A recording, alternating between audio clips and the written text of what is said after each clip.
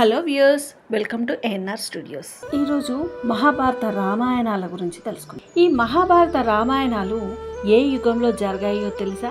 మన పురాణాల పట్ల, ఇతిహాసాల పట్ల భారత భాగవత రామాయణాలు ఏ యుగాల్లో జరిగాయో ఖచ్చితంగా తెలియదు.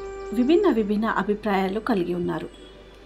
మహాభారతం సుమారు 5000 సంవత్సరాలకు పూర్వం జరిగిందని, శ్రీమద్ రామాయణం 24వ మహాయుగంలో సుమారుగా జరిగిందని, అంటే 1,90,00,000 సంవత్సరాల క్రితం జరిగిందని కొందరు, ఇంకా 7,000 సంవత్సరాల క్రితం జరిగిందని కొందరు, ఇంకొందరు 15 లక్షల సంవత్సరాల క్రితం జరిగిందని డిఫరెంట్గా అంటే విభిన్న అభిప్రాయం వారికి ఉంది. అయితే ఇంకొందరు అభిప్రాయం ప్రకారం మనం ఉంటున్న ఈ మహాయుగంలో అంటే త్రేతాయుగంలో జరిగిందని అనుకుంటారు. మన గ్రంథాల్లో పురాణాల్లోకి వెళ్తే వాయు పురాణంలో 24వ మహాయుగంలో జరిగిందని చెప్పబడుతుంది.